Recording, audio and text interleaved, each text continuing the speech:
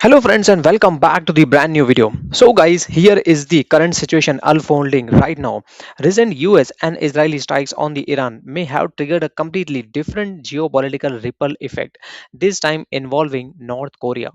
Now analysts say the message that North Korean leader Kim Jong Un could be taking from these strikes is simple. Countries without the nuclear weapons are more vulnerable. That matters because North Korea already has an estimated arsenal of around 50 nuclear warheads, according to the Stockholm International Peace Federation Research Institute, and enough material to build roughly 40 more. That's scary, right? And just days before the strikes on the Iran, Kim publicly pledged to expand his nuclear arsenal at a ruling party congress while still leaving the door open for the negotiations with the United States. Now, guys, here is where it gets interesting. Talks between the North Korea and the US previously stalled despite the historic summits between Kim and US President Donald Trump in 2018 and 19. But experts say the events could push Pyongyang to consider negotiations, either to reduce the risk of the confrontation or to buy the time while strengthening its nuclear capabilities. Some analysts even argue that Kim may try to leverage his personal rapport with the Trump to reopen the talks, especially with the speculation that the two leaders could potentially meet again when Trump visits China between March 31st and April 2nd. But there is another side to this. Trump's willingness to use the military force, as seen in the Iran strikes, could also make him more cautious about rushing back to the negotiating table. And unlike Iran, North Korea's nuclear program is far more advanced.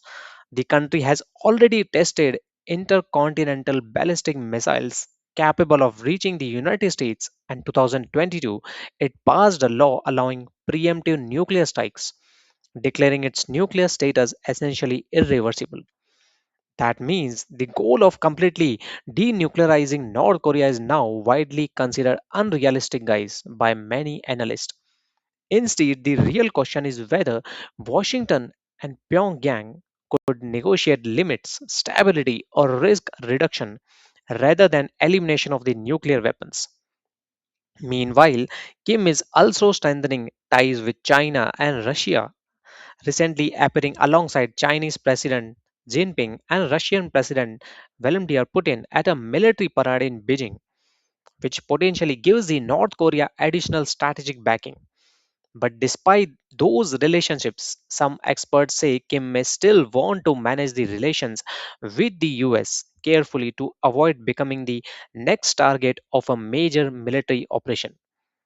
In other words, these strikes on Iran may have sent two simultaneous signals to the North Korea: build stronger nuclear deterrence, but also keep diplomatic channels open. And that's why the world could soon see the renewed negotiations between Kim Jong and Donald Trump, not necessarily because the tensions have eased, but because the geopolitical stakes could just got a lot higher. So guys, what do you think on this will happen next? Let me know in the comments, and also if you like this video, kindly give it a thumbs up and also subscribe to our channel for such amazing daily updates. Thank you.